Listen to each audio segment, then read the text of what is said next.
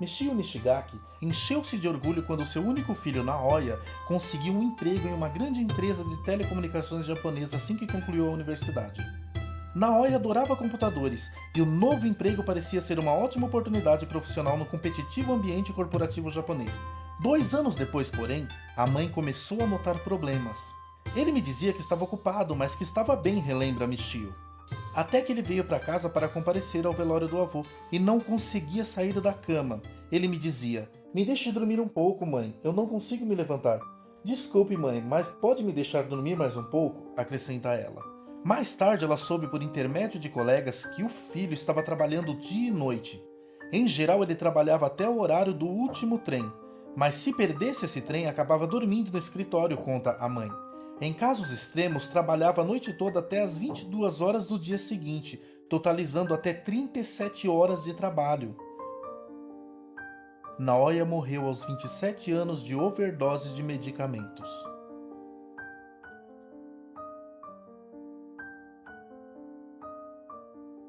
No Natal de 2015, Matsuri Takahashi, funcionária da agência de publicidade Dentsu, cometeu suicídio aos 24 anos de idade. Logo veio à tona a informação de que ela estava em estado de privação de sono e havia acumulado mais de 100 horas extras nos meses em que antecederam a sua morte.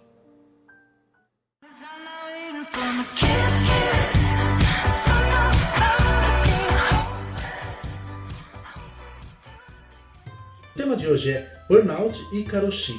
Essa dupla vai te matar por excesso de trabalho.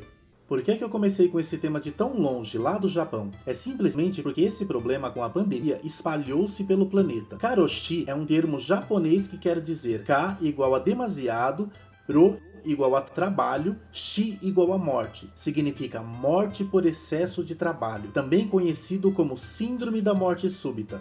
Esse processo, que ocorre tanto entre trabalhadores de meia idade, como também entre os relativamente jovens, vem chamando cada vez mais a atenção e de órgãos internacionais, principalmente da Organização Mundial de Saúde, a OMS. É importante também falar sobre o suicídio por causa do trabalho. O suicídio é uma resposta daquele trabalhador que estava em sofrimento. Mesmo não sendo incluído no conceito de morte súbita, é importante salientar que pode ocorrer pelo excesso de trabalho. No Japão, o termo utilizado para esta ocorrência é karojisatsu, que significa suicídio por excesso de trabalho e está normalmente associado à síndrome de burnout. O termo burnout tem origem na língua inglesa, a partir da união de dois termos, burn e out, que respectivamente significam queimar e fora. A união dos termos é melhor traduzida por algo como ser consumido pelo fogo. Síndrome de burnout, o prelúdio do fim. A partir da década de 80, autores como a escritora Maslach passaram a usar esse termo para designar a síndrome decorrente da exaustão emocional humana, ou seja, uma condição em que o sujeito tem as suas energias consumidas. A síndrome de burnout é um distúrbio psíquico causado pela exaustão extrema, sempre relacionado ao trabalho de um indivíduo. Essa condição também é chamada de síndrome de esgotamento profissional e afeta quase todas as facetas da vida de um indivíduo. Ela é o resultado direto do acúmulo excessivo de estresse, de tensão emocional e de trabalho, e é bastante comum entre profissionais que trabalham sob pressão constante, como professores, médicos, publicitários, promotores, vendedores de shoppings, pessoas com metas abusivas em geral. Toda essa pressão, nervosismo e ansiedade resultam em uma depressão profunda que precisa de acompanhamento médico constante, esgotamento físico e mental, sentimento de incapacidade e até pensamentos suicidas. Esses são alguns dos indícios da síndrome de burnout, um transtorno cada vez mais comum que se caracteriza por um estresse devastador, extremo, superior à capacidade pessoal de lidar com questões do dia a dia de modo eficiente e é relacionado exclusivamente ao trabalho. Os psicólogos Herbert Freudenberg e Gayle North, um médico alemão e uma americana, criaram uma lista do que seriam os 12 estágios dessa síndrome. Lembrando que os estágios não devem ser vistos como fases, são sintomas. Algumas pessoas passam por todos, mas outras não, e eles podem não aparecer nessa ordem. De qualquer maneira, essa lista serve como indicador de sinais a se prestar atenção. 1. Compulsão em demonstrar o seu próprio valor. É aquela necessidade de mostrar que você sabe fazer o que está fazendo e com excelência. 2. Incapacidade de se desligar do trabalho. Checar e-mails e mensagens antes de dormir, trabalhar finais de semana sem que seja pedido pela chefia ou não, são alguns desses sinais. 3. Negação das próprias necessidades. Bom sono, alimentação adequada, tempo para o lazer acabam se tornando secundários. E essa atitude é vista como um sacrifício em nome de um bem maior. 4. Fuga de conflitos. A pessoa percebe que há algo errado, mas evita enfrentar a situação. Os primeiros sintomas físicos podem surgir a partir daí. 5. Reinterpretação de valores pessoais. Nesse caso, a família, os momentos de descanso, os hobbies, passam a ser vistos como coisas sem importância. A autoestima é medida apenas pelos resultados do seu trabalho. 6. Negação de problemas. A pessoa acaba se tornando intolerante, enxerga os colegas de trabalho como preguiçosos, incompetentes e indisciplinados. E pode haver aumento de agressividade e sarcasmo. 7. Distanciamento da vida social. A vida social passa a ser restrita ou até mesmo inexistente. O trabalho é feito de maneira automática. A necessidade de relaxar pode levar ao uso de drogas ou álcool. 8. Mudanças estranhas de comportamento. Nessa fase, a pessoa torna-se muito diferente do que costumava ser antes. Quem era alegre e dinâmico torna-se apático e medroso. As alterações são óbvias e podem ser notadas pela família e pelos amigos. 9. Despersonalização.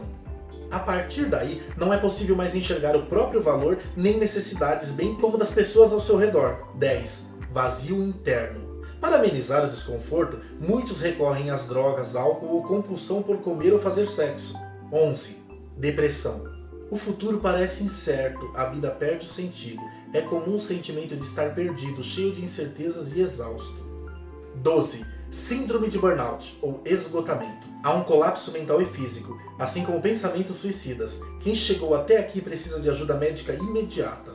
Segundo dados da ISMA-PR, International Stress Management Association, a síndrome acomete 32% da população que tem sintomas de estresse e muitas vezes pode levar ao afastamento do trabalho, assim como causar úlceras, diabetes, aumento no colesterol, entre outros problemas de saúde.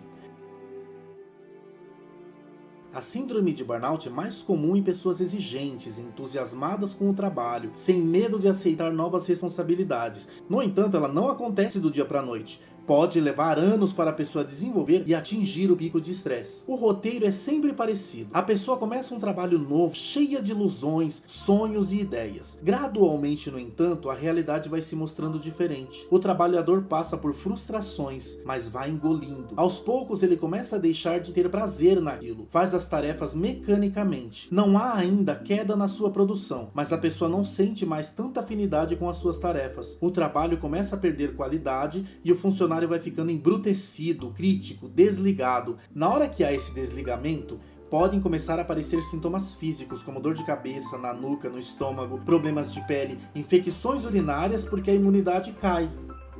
Pandemia. Se você está com a impressão de que está trabalhando muito mais depois que a pandemia começou, então você tem razão. No geral, as pessoas passaram a trabalhar até 10% a mais em 2020. Mas o que você não sabe é que todo ano, mais de 700 mil pessoas morrem por trabalhar demais. A nossa rotina de trabalho está ficando cada vez mais longa, e isso não é de agora. Nas últimas décadas, a humanidade viu um avanço enorme na ciência e na tecnologia. Com isso surgiram novas profissões. E é esperado que, por ter mais tecnologia, as máquinas fizessem as tarefas mais pesadas e os seres humanos trabalhassem cada vez menos. Mas a cada ano que passa, as pessoas passam mais tempo da vida trabalhando. Uma pesquisa da OMS avaliou 194 países em 2016 e eles descobriram que 24 milhões de pessoas sofreram infarto ou derrame por causa do excesso de trabalho. Isso dá 2 vezes a população de São Paulo, e 745 mil pessoas deste grupo acabaram morrendo. O problema é que agora a gente está no meio de uma crise sanitária. Tem quase 2 anos que várias pessoas foram obrigadas a trabalhar de casa. E com a quarentena, a nossa vida pessoal e a profissional ficaram meio misturadas. E se desligar do trabalho para fazer outras coisas, tipo ler um livro no dia de folga, ficou muito mais difícil. Até porque o nosso lazer agora ficou muito limitado. Primeiro, tenho que te dizer que com a crise econômica que a gente está vivendo, muitas pessoas estão tentando aumentar a sua renda. Com isso, elas estão trabalhando muito mais. Mas além disso, muita gente tem uma ideia de que trabalhar muito e ultrapassar as metas de trabalho faz elas serem reconhecidas e terem uma carreira bem-sucedida. A nossa cultura dá tanto valor a quem trabalha muito que dá vergonha de ir embora no fim do expediente se todos os seus colegas ficaram até mais tarde. Olha só, imagina que hoje é o seu primeiro dia de trabalho como vendedor de uma loja e a sua função é atender os clientes e fazer o máximo de vendas possível. Só que no fim do dia, o seu gerente te pediu para limpar o chão da loja. Você não foi contratado para isso e já deu o seu horário de ir para casa. E aí? Você vai usar a vassoura ou o pano de chão? Comente aqui embaixo se você já fez algum trabalho que não era o seu só para impressionar o seu gerente. A gente vê quem trabalha além da conta como pessoas esforçadas e merecedoras, mas essa não é a melhor estratégia a longo prazo. Isso porque passar muitas horas trabalhando ou estudando gera consequências desastrosas no nosso corpo, e eu vou te contar agora. Imagine uma semana daquelas, muita coisa para resolver, muitas metas para bater, gente cobrando resultados, mas só tem 7 dias para você conseguir fazer tudo isso. Você fica pensando naquilo, tentando organizar o seu tempo e preocupado com a possibilidade de não dar conta. Essa preocupação é uma ansiedade e deixa o seu corpo em estado de estresse. O resultado é a liberação de hormônios do estresse, como cortisol e adrenalina. Esses são bons hormônios, mas nesse caso aqui, eles estarão te fazendo mal, pois esses dois hormônios servem para manter a sua mente e o seu corpo alerta. O estresse faz você agir como se a sua vida dependesse das tarefas que você está fazendo, e de vez em quando isso pode até te ajudar a render mais no trabalho. Mas imagine se todas as suas semanas são assim. O nosso corpo não foi feito para ficar em estado de alerta o tempo todo. Quando você passa muitas horas trabalhando, o estresse e a liberação constante de cortisol e adrenalina causam muitos problemas. Você pode atrapalhar o funcionamento do seu sistema imune e do sistema nervoso e até desenvolver diabetes ou hipertensão. O risco de sofrer um infarto ou um derrame é muito maior para as pessoas que trabalham 55 por hora semanais ou mais. Isso porque, além do maior estresse, quem trabalha tanto acaba criando hábitos muito perigosos para a sua saúde. Quem nunca deixou de dormir para resolver algum problema urgente? Quem nunca desistiu de cozinhar a janta para pedir aquele podrão e economizar tempo? O que não dá para fazer é isso todos os dias. Deixar de se exercitar, dormir pouco, comer mal são hábitos que sozinhos já aumentam o risco de doenças cardiovasculares. Some isso ao estresse e o resultado não é nada bom. Começa a reparar se você já levanta da cama cansado, se você esquece as coisas, se confunde com muita frequência. Pensa se você não está estressado com o trabalho. Tudo isso faz a gente se sentir a pessoa mais incompetente do mundo, quando na verdade é só o seu corpo te lembrando que você ainda é um ser humano.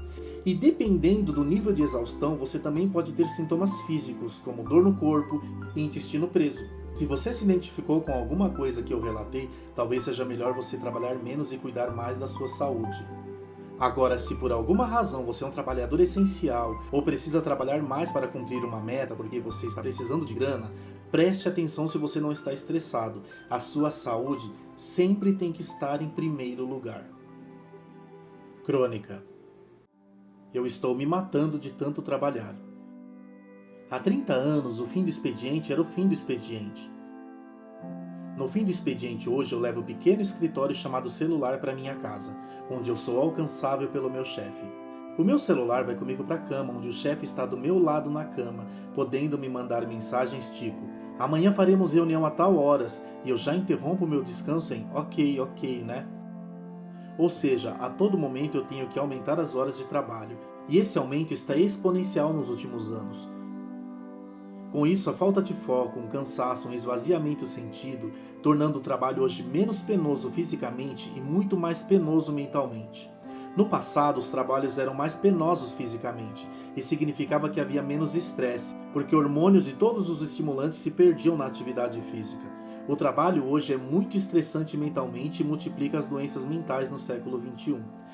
Estamos submetidos a uma pressão muito grande. Se eu dissesse que estou me matando por causa do crack ou da cachaça, todos estranhariam, mas eu estou me matando de tanto trabalhar. Estou me matando de tanto trabalhar me leva a uma concepção de trabalho em que é preciso insistir que nós trabalhemos 3/5 da vida. E se o trabalho é um inferno, eu estou assumindo que a minha vida será, na maioria absoluta do tempo, um inferno. Se a única hora feliz da minha semana é a sexta-feira, há um problema muito grave a se resolver. Tal como vocês, eu também fico cansado, mas aprendi há alguns anos que uma das chaves da felicidade do trabalho é viver o momento em que eu estou vivendo. Aprendi há alguns anos que quando eu entro num ambiente, eu estou dentro desse ambiente. Onde eu estou. Não cedam nunca ao excesso. Insistam no aproveitamento. Aproveitar o tempo não é trabalhar sem cessar. Aproveitar o tempo é quando estiverem lendo, leiam. Quando estiverem relaxando, relaxem. Quando estiverem comendo, comam. Quando estiverem rezando, brincando, educando seus filhos, ensinando, façam isso. Não estejam nunca em outro lugar. Quando vocês dormirem, durmam. É isso, foco. Tenha a capacidade de resistir a um mundo em que tudo está fora de foco. Um mundo em que tudo está sendo feito ao mesmo tempo, permanentemente.